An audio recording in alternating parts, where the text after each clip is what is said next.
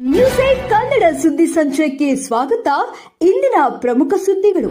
Bengaluru Mallathahalli cultural association club ವತಿಯಿಂದ ಅಧ್ಯಕ್ಷ ತೇಜಸ್ವಿ ಅವರ ನೇತೃತ್ವದಲ್ಲಿ 70ನೇ ಅದ್ದೂರಿ ಕನ್ನಡ ರಾಜ್ಯೋತ್ಸವವನ್ನು ಭಾವಪೂರ್ಣವಾಗಿ ಆಚರಿಸಲಾಯಿತು.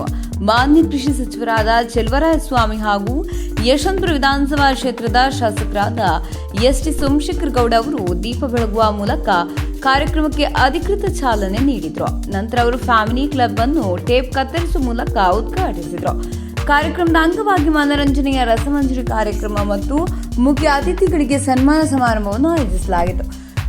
ಜೊತೆಗೆ ಅಸೋಸಿಯೇಷನ್ ಉಪಾಧ್ಯಕ್ಷರು, ಪದಾಧಿಕಾರಿಗಳು, ಕನ್ನಡ ಅಭಿಮಾನಿಗಳು, ಸ್ಥಳೀಯ ಮುಖಂಡರು ಹಾಗೂ ಸಾರ್ವಜನಿಕರು ಹೆಚ್ಚಿನ ಸಂಖ್ಯೆಯಲ್ಲಿ ಹಾಜರಿದ್ದರು. ಕ್ಲಬ್ಬಿನ ಪದಾಧಿಕಾರಿಗಳು ಕಾರ್ಯಕ್ರಮವನ್ನು ಯಶಸ್ವಿಯಾಗಿ ನಡೆಸುವಲ್ಲಿ ಮಹತ್ವದ ಪಾತ್ರ ವಹಿಸಿದರು.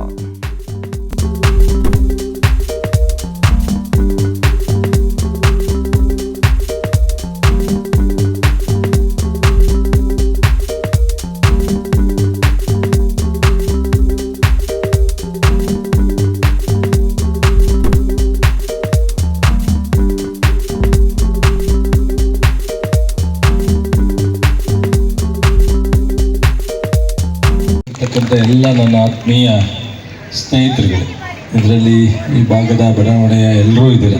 ವಕೀಲರು, ಡಾಕ್ಟ್ರು, ಇಂಜಿನಿಯರು, ಉದ್ಯಮಿಗಳು ಎಲ್ಲರೂ ಇದ್ದೀರ. ಒಂದು ಬಡಾವಣೆಗೆ ಒಂದು ರಿಕ್ರಿಯೇಷನ್ ಕ್ಲಬ್ ಇರ್ತಕ್ಕಂಥದ್ದು ಅತ್ಯಂತ. ನೀವು ಇಲ್ಲಿಂದ ಬೆಂಗಳೂರಿಗೆ ಸಿಟಿಗೆ, ಇಲ್ಲಿಂದ ನಾವು ಮಂಡ್ಯದಿಂದ ಬೆಂಗಳೂರು ಬಂದಂಗೆ ಆಗುತ್ತೆ ಇಲ್ಲಿಂದ ಹೋಗೋದು. ಸೊ ಅಷ್ಟು ಸುಲಭ ಅಲ್ಲ. ನೀವು ನಿಮ್ಮ ವೃತ್ತಿಯನ್ನು ಮುಗಿಸಿ ಬಂದಾಗ ಒಂದು ಗಂಟೆ ಕೂತ್ಕೊಳ್ಳಿಕ್ಕೆ ಒಂದು ಕಡೆ ಒಬ್ಬರೊಬ್ಬರು ದಿನದ ವಿಚಾರಗಳನ್ನ ಅಥವಾ ತಮ್ಮ ವೃತ್ತಿಗಳ ವಿಚಾರಗಳನ್ನ ಡಿಸ್ಕಸ್ ಮಾಡಲಿಕ್ಕೆ ಒಂದು ಜಾಗ ಬೇಕಾಗುತ್ತೆ. ಮಕ್ಕಳಿಗೆ, ಮಹಿಳೆಯರಿಗೆ ಎಲ್ಲರಿಗೂ ಅತ್ಯಂತ ಅವಶ್ಯಕತೆ ಇರತಕ್ಕಂಥದ್ದು ಈ ಕಲ್ಚರ್ ಕ್ಲಬ್. ಸೋಮಶೇಖರ್ ಅವರು ಬರೀ ರಾಜಕೀಯವಾಗಲ್ಲ, ಒಂದು ಸ್ನೇಹಜೀವಿ. ಸೊ ಅವರು ನಾನು ಭಾಳ ಹತ್ತಿರದಿಂದ ನೋಡಿದ್ದೀನಿ. ಈ ವಿಧಾನಸಭಾ ಕ್ಷೇತ್ರದ ದೊಡ್ಡ ಕ್ಷೇತ್ರ ಇದೆ. ಇದಕ್ಕಿಂತ ದೊಡ್ಡ ಕ್ಷೇತ್ರ ಇರ್ಬೋದು, ಆದರೆ ಈ ದೊಡ್ಡ ಕ್ಷೇತ್ರ ಹೇಗೆ ಅಂದರೆ, ಸೊ ಅಭಿವೃದ್ಧಿನಲ್ಲಿ ಭಾಳ ಕಷ್ಟದ ಕೆಲಸ. ಆದ್ರೂ ಸಹ ಬಹುಶಃ ಜನ ಸಮಾಧಾನ ಪಡಿಸೋಷ್ಟು ಅಭಿವೃದ್ಧಿ ಅಂತೂ ಮಾಡೋರು. ಇದು 10 ಕ್ಷೇತ್ರಕ್ಕೆ ಇದೊಂದು ಕ್ಷೇತ್ರ ಸಾಟಿ ಆಗುತ್ತೆ. ಒಂದು 10 MLA ಕ್ಷೇತ್ರಕ್ಕೆ ಇದೊಂದು ಕ್ಷೇತ್ರ ಆಗುತ್ತೆ. ಒಬ್ಬ MLA ಮಾಡೋವಂಥ ಕೆಲಸ 10 MLA ಮಾಡೋ ಕೆಲಸನ ಒಬ್ಬ MLA ಮಾಡಬೇಕು ಅಂದರೆ ಸುತ್ತಕ್ಕೂ ಆಗಲ್ಲ, ನಿಮ್ಮ ಸಂಪರ್ಕ ಇಟ್ಕೊಳ್ಳೋಕ್ಕೂ ಆಗಲ್ಲ, ಸಾಧ್ಯನೇ ಇಲ್ಲ. ಬಹುಶಃ ನಮ್ಮ ಸ್ನೇಹಿತರವರೇ, ನಮ್ಮ ಅಶೋಕ್ ಅಪೋಸಿಷನ್ ಲೀಡರ್, ಅವರು ಕ್ಷೇತ್ರಕ್ಕೆ ಫೋನು ಎತ್ತಕ್ಕಿಲ್ಲ ನನಗೆ. ಅವರು ಆತ್ಮೀಯರೇ, ಅವ್ರ ಕ್ಷೇತ್ರಕ್ಕೂ ಹೋಗಲ್ಲ. ಅವರು ಆರಾಮಾಗಿ ಇರ್ತಾರೆ. ಇದೆಂಥ ಫೋನು, ಇದು ಹೆಂಗೆ ನೀವು MLA ಗಿರಿ ಮಾಡ್ತೀರಾ ಅಂತಾರೆ ನಮ್ಮನ್ನೇ. ಸೊ ಹಂಗೆ ಒಬ್ಬೊಬ್ಬರದ್ದು ಒಂದೊಂದು ಥರ ವ್ಯತ್ಯಾಸ ಇರುತ್ತೆ. ಸೊ ಅದರಿಂದ ನಿಮ್ಮ ಕ್ಲಬ್ಗೆ CSIಟು 100% ಆಗುತ್ತೆ. ಯಾಕೆಂದರೆ ನಮ್ಮ ಉಪಮುಖ್ಯಮಂತ್ರಿಗಳು ಸೋಮಶೇಖರ್ ಅವ್ರನ್ನ ತೆಗೆಯೋ ಪ್ರಶ್ನೆ ಇಲ್ಲ. BDAನಲ್ಲಿ ನೀವು ಅಪ್ಲಿಕೇಶನ್ ಹಾಕಿ 100ಕ್ಕೆ 100 ಕೊಡಿಸ್ತಾರೆ. ನಮ್ಮ ಸಹಕಾರ, ನಮ್ಮ ಅವಶ್ಯಕತೆ ಏನಿರಲ್ಲ. ಇದೆ ಅಂದರೆ ಖಂಡಿತ ಸಪೋರ್ಟ್ ಇರ್ತದೆ. ಬಟ್ ಸೋಮಶೇಖರ್ಗೆ ಆಸಕ್ತಿ ಇದೆ. ಅದರಿಂದ ನನ್ನನ್ನು ಉಪಯೋಗಿಸ್ಕೊಂಡು CSI ಕೊಡಿಸುವಂಥ ಪರಿಸ್ಥಿತಿ ಇಲ್ಲ. ಇವತ್ತಿನ ಸರ್ಕಾರದಲ್ಲೂ ಮುಖ್ಯಮಂತ್ರಿಗಳಾಗಲಿ, ನಾನಾಗಲಿ, DK ಶಿವಕುಮಾರ್ ಆಗಲಿ, ಎಲ್ರಿಗೂ ಅವ್ರ ಬಗ್ಗೆ ಅತ್ಯಂತ ಪ್ರೀತಿ, ಆತ್ಮೀಯತೆ. ಅವ್ರ ಮಂತ್ರಿ ಇದ್ದಾಗಲೂ ಒಟ್ಟೆ ನಾವು ಹೇಳಿದ ಕೆಲಸ ಎಲ್ಲ ಮಾಡೋರು. ಅವ್ರು BJPಲಿದ್ದರು, ನಾವು ಕಾಂಗ್ರೆಸ್ಸಲ್ಲಿದ್ದು. ಹಾಗಾಗಿ ಈಗ ಅವರು ಗೊತ್ತಿದೆ, ಅವ್ರು ಎಲ್ಲಿದ್ದಾರೆ, ಹೇಗಿದ್ದಾರೆ ಅಂತ ನಿಮಗೆಲ್ಲ ಗೊತ್ತಿದೆ. ನಾನು ಯಾಕೆ ಭಾಷಣ ಮಾಡೋದ್ರಲ್ಲಿ ಹೇಳೋದು ಬೇಡ. ಅದರಿಂದ ಅವರಿಗೆ ಎಲ್ಲ ಥರ ಶಕ್ತಿ ಇದೆ. ಅದರಲ್ಲೂ ವಿಶೇಷ ಕನ್ನಡ ರಾಜ್ಯೋತ್ಸವ ಕಳೆದ ಬಾರಿನೂ ನಾನು ಕರೆದಿದ್ರಿ, ನಾನು ಬರಲಿಕ್ಕಾಗಲಿಲ್ಲ. ಈ ಬಾರಿನೂ ಕಷ್ಟ ಇತ್ತು. ಆದರೆ ನಮ್ಮ ತೇಜಸ್ವಿ ಬರಲೇಬೇಕು. ಒಂದು ಭಾಳ ಜನ ಎಲ್ಲ ನಮ್ಮ ಮಂಡ್ಯದ ಭಾಗದವರೇ ಇದ್ದೀರಾ, ಮತ್ತು ಎಲ್ಲ ಕಡೆಯಿಂದ ಬಂದು ಇಲ್ಲೊಂದು ಕ್ಲಬ್ಬನ್ನು ಮಾಡಿ ನೀವೆಲ್ಲರೂ ಒಂದು ಅಸೋಸಿಯೇಷನ್ನು ಭಾಳ ಚೆನ್ನಾಗಿ ಸೊ ಒಂದು ಕಡೆ ಸೇರ್ತಾ ಇದ್ದೀರಾ. ನಾನು ಬರಬೇಕು ಒಂದು ಸಾಲಿನಾರು ಅಂತ ಅಂದ್ಕೊಂಡಿದ್ದೆ. ಹಾಗಾಗಿ ಇದೊಂದು ಅವಕಾಶ. ನಾನು ಸೀದಾ ಬಂದೆ. ಇನ್ನೊಂದು 3-4 ಮದುವೆಗಳಿದ್ದಾವೆ ಸಿಟಿ ಒಳಗಡೆ, ಮಾಡಿ ಹೋಗ್ಬೇಕು ಮನೆಗೆ. ದಯಮಾಡಿ ಕನ್ನಡ ರಾಜ್ಯೋತ್ಸವದ ಬಗ್ಗೆ ನಾನು ಹೆಚ್ಚು ಮಾತಾಡ್ಲಿಕ್ಕೆ ಹೋಗಲ್ಲ. ಎಲ್ಲಿಗೆ ನಾವೆಲ್ಲ ಕನ್ನಡ ಮಾತಾಡೋದು, ಅದರಲ್ಲೂ ಬಹುತೇಕ ಮಂಡ್ಯದವ್ರು ಇದ್ದೀರಾ. ಮಂಡ್ಯ ಕನ್ನಡ ಬಿಟ್ಟು ನೀನು ಗೊತ್ತೇ ಇಲ್ವೇನೋ ಅಂತ. ವ್ಯವಹಾರ ಮಾಡೋದಕ್ಕೆ ಅಟ್ಟೆ ಏನಾರು ಬೇಕಿದ್ರು ಒಂದಷ್ಟು ಕಷ್ಟಪಟ್ಟು ಕಲ್ತ್ಕೊಂಡು ಇಂಗ್ಲೀಷ್ ಮಾತಾಡೋದು ಬಿಟ್ಟರೆ ಇನ್ನು ಊಟದ್ದೆಲ್ಲ ಪೂರ್ತಿ ಮಾತಾಡೋಲ್ಲ.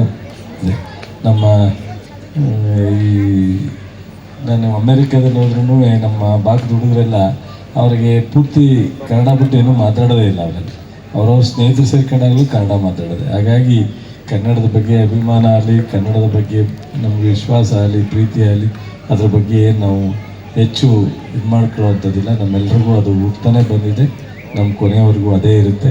ಬಟ್ ಆದರೂ ಒಂದು ಕನ್ನಡಾಂಬೆ ಬಗ್ಗೆ ಗೌರವ ಸಲ್ಲಿಸ್ತಕ್ಕಂಥದ್ದು, ಪ್ರೀತಿ ಇರ್ತಕ್ಕಂಥದ್ದು, ಕನ್ನಡದ ಬಗ್ಗೆ ಕಲ್ಚರು ಇನ್ನೊಂದು ಕಾರ್ಯಕ್ರಮ ಮಾಡ್ತಕ್ಕಂಥದ್ದು ಒಳ್ಳೆಯದು. ಸೊ ಹಾಗಾಗಿ ನಿಮ್ಮೆಲ್ರಿಗೂ ಕರ್ನಾಟಕ ಕನ್ನಡ ರಾಜ್ಯೋತ್ಸವದ ಶುಭಾಶಯಗಳು ಮತ್ತು ವಾರ್ಷಿಕೋತ್ಸವದ ಶುಭಾಶಯ. ಮಣ್ಣಿನ ಮಕ್ಕಳು ಯಾರು ಕೂಡ ಅಗ್ರಿಕಲ್ಚರ್ ಮಂತ್ರಿ ಕೇಳೋದಿಲ್ಲ. ಎಲ್ಲ PWD ಕೇಳ್ತಾರೆ, ಫೈನಾನ್ಸ್ ಕೇಳ್ತಾರೆ, ನೀರಾವರಿ ಕೇಳ್ತಾರೆ, ಕರೆಂಟ್ ಕೇಳ್ತಾರೆ. ರಿಯಲ್ ಮಣ್ಣಿನ ಮಗ ಚಲರಾಯ ಸ್ವಾಮಿಯವರು ಕೃಷಿ ಸಚಿವರಾಗಿ ಸುಮಾರು 2.5 ವರ್ಷ ಯಾರೂ ಕೂಡ ಮಾಡ್ತಾ ಇರ್ತಕ್ಕಂಥ ಕೆಲಸವನ್ನು ಪ್ರಾಮಾಣಿಕವಾಗಿ ರೈತರಿಗೆ ಮಾಡಿರ್ತಕ್ಕಂಥದ್ದು ಕೂಡ ನೋಡಿದ್ದೇನೆ. ಆಮೇಲೆ ಯಾವಾಗಲೂ ನಗ್ನಗ್ತಾ ಇರ್ತಕ್ಕಂಥ ಮಂತ್ರಿ ಒಬ್ಬರೇ, ಚಲರಾಯ ಸ್ವಾಮಿ. ನಾನು ನೋಡಿದ ಮಟ್ಟಿಗೆ ಒಬ್ಬರೇ.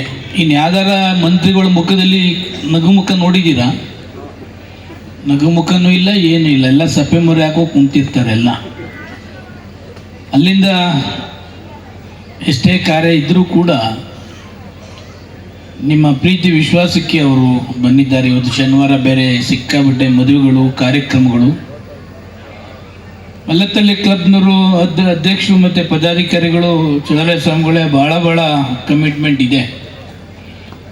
ಎಷ್ಟು ಮುತುವರ್ಜಿ ವಹಿಸ್ತಾರೆ ಆ CA ಜಾಗಕ್ಕೆ ಅಂತಂದರೆ, ಕರೆಕ್ಟ್ ಟೈಮ್ ಕಮಿಷನರ್ ನೋಡಬೇಕು ಅಂದರೆ ಕಮಿಷನರ್ ಇರ್ತಾರೆ, BDAಗೆ ಹೋಗ್ಬೇಕು ಅಂದರೆ BDAಲ್ಲಿ ಇರ್ತಾರೆ. ಈ ಬೇರೆ ಅಸೋಸಿಯೇಷನ್ನವರು ನಾನು ಕೂಡ ಸುಮಾರು ನೋಡ್ತಾ ಇರ್ತೀನಿ, ಒಬ್ಬರಿಗಿದ್ರೆ ಇನ್ನೊಬ್ಬರಿಗೆ ಕನೆಕ್ಷನ್ ಇರೋದಿಲ್ಲ. ಬಟ್ ಮಲ್ಲತ್ತಳ್ಳಿ ಕ್ಲಬ್ ಮಾತ್ರ, ಪದಾಧಿಕಾರಿಗಳು ಮಾತ್ರ ಭಾಳ ಫಾಸ್ಟ್ ಇದ್ದಾರೆ. ಕ್ಲಬ್ ಮಾಡಲೇಬೇಕು ಅಂತಕ್ಕಂಥ ಛಲ ಕೂಡ ಅವ್ರಿಗೆ ಬಂದ್ಬಿಟ್ಟಿದೆ. 3-4 ಸಾರಿ ಕೂಡ ಬೆಂಗಳೂರು ಡೆವಲಪ್ಮೆಂಟ್ ಅಥಾರಿಟಿ ಎಲ್ಲರನ್ನೂ ಕೂಡ ಭೇಟಿ ಮಾಡ್ತಕ್ಕಂಥದ್ದು ಕೂಡ ಆಗಿದೆ. ಅವ್ರಿಗೆ ಯಾವುದು ಬೇಕು ಅದನ್ನು ಸೆಲೆಕ್ಟ್ ಮಾಡ್ಕೊಳ್ತಕ್ಕಂಥದ್ದು ಕೂಡ BDAನವರು ಮಾಡ್ತಾರೆ. ಅದಕ್ಕೇನು ಬೇಕು ವ್ಯವಸ್ಥೆನೂ ಕೂಡ ಆಗ್ತಾ ಇದೆ. ಮುಂದಿನ 2-3 ತಿಂಗಳು ಒಳಗಡೆ, ಇದು ಒಂದು 2-3 ತಿಂಗಳು ಇಂಚಿ ಹೇಳಿದರೆ ಚಲರಾಯ ಸ್ವಾಮಿಗಳು ಸುಮಾರು 85 CA ಜಾಗಗಳು ನೋಟಿಫಿಕೇಶನ್ ಆಯಿತು. ಅದೃಷ್ಟವಶಾತ್ ನಿಮ್ಮ ಫ್ರೆಂಡು ಉಪಮುಖ್ಯಮಂತ್ರಿಗಳು 85 ಕೂಡ ವಿಸಿಟ್ ಮಾಡಿದ್ದಾರೆ. 85 CA ಜಾಗನೂ ಕೂಡ ವಿಸಿಟ್ ಮಾಡಿ ಇದ್ರ ವಾಸ್ತು ಏನು, ಇದು ಯಾರಿಗೆ ಕೊಟ್ಟರೆ ಅನುಕೂಲ ಆಯ್ತದೆ, ಇದನ್ನೆಲ್ಲ ಕೂಡ ಮಾಡಿಬಿಟ್ಟಿದೆ. ಆ 85 ಇವ್ರದ್ದು ಸೇರಿಕೊಳ್ಳೋದು, ಇವ್ರದ್ದು ಆದಮೇಲೆ ನೋಟಿಫಿಕೇಶನ್ ಆದಮೇಲೆ ಇದು ಶುರುವಾಯಿತು. ಈ ನವಂಬರ್-ಡಿಸೆಂಬರ್ಗೆ ಮತ್ತೆ ಆಗ್ತದೆ. ಬಟ್ ಇತ್ತೀಚೆಗೆ ಕಾಸ್ಟ್ಲಿ ಕೂಡ ಮಾಡಿಬಿಟ್ಟಿದ್ದಾರೆ. ಈ CA ಜಾಗ ಇದೆಯಲ್ಲ, ಅದನ್ನು ಸಂಘ ಸಂಸ್ಥೆಗಳಿಗೆ ಇವರಿಗೆ ಅಟ್ಲೀಸ್ಟ್ 50% ಕೊಡಬೇಕು. ಅದರಲ್ಲೂ ವಸೂಲಿ ಅಂದರೆ ಪೂರಾ 1 to double BDAಗೆ ಕಟ್ಟೋದು ಫೀಸ್ ಗೀಸೆಲ್ಲ ಜಾಸ್ತಿ ಮಾಡಿಬಿಟ್ಟಿದ್ದಾರೆ. ಅದಕ್ಕೆ ನಿಮ್ಮ ಅಡ್ವೊಕೇಟ್ಸು, ನಮ್ಮ ಕ್ಲಬ್ನ ಅಧ್ಯಕ್ಷರು, ಪದಾಧಿಕಾರಿಗಳು ಎಲ್ಲ ಕೂಡ ಭಾಳಷ್ಟು ಇದ್ದಾರೆ. ಏನಾರು ಮಾಡಲೇಬೇಕು ಅದಕ್ಕೆ ಅಂತಕ್ಕಂಥದ್ದಿದೆ.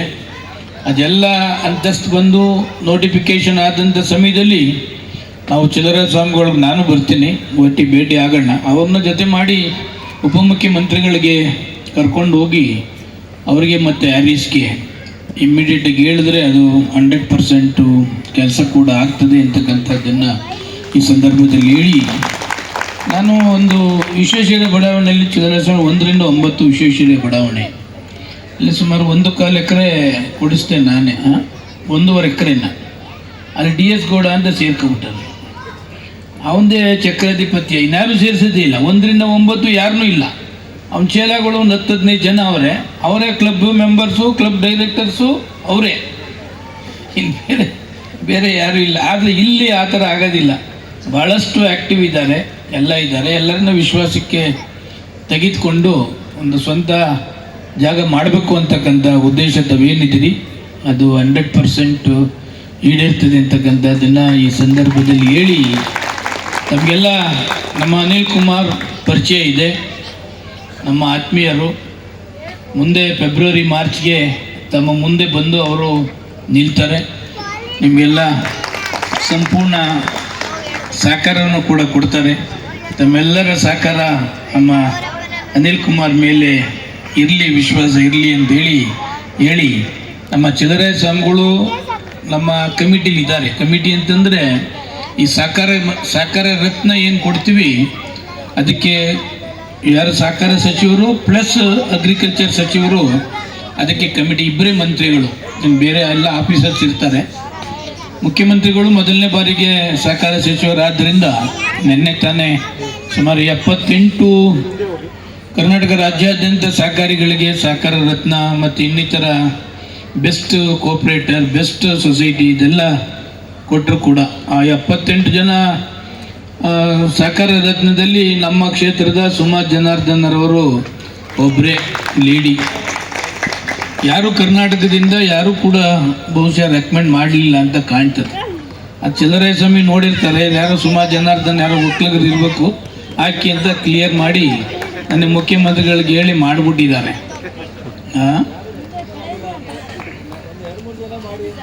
ಅಲ್ಲ ಮಾಡಿರ್ತಾರೆ, ನೀವು ನೋಡಿರ್ತೀರಿ, ಇದಾಳು ಒಬ್ಳೆ ಅವಳಲ್ಲಪ್ಪ ಒಕ್ಕಲಿಗರು ಇರಬೇಕು ಅಂತೇಳಿ ಸೆಲೆಕ್ಟ್ ಮಾಡಿ ನನ್ನ ಸನ್ಮಾನನ ಮುಖ್ಯಮಂತ್ರಿಗಳ ಕೈಲಿ ಆಯಿತು. ಭಾಳ ಸಂತೋಷ. ನಾವು ಕೂಡ ಸಿಕ್ಕಾಬಿಟ್ಟೆ ಕಾರ್ಯಕ್ರಮಗಳು, ಮದುವೆಗಳು ಅವರು ಹೋಗ್ಬೇಕಾಗಿದ್ದಾರೆ. ನಮ್ಮ ಮಲ್ಲತ್ತಳ್ಳಿ ಕ್ಲಬ್ನ ಎಲ್ಲ ಸದಸ್ಯರು ಕೂಡ ಭಾಳ ಆ್ಯಕ್ಟಿವ್ ಇದ್ದೀರಿ.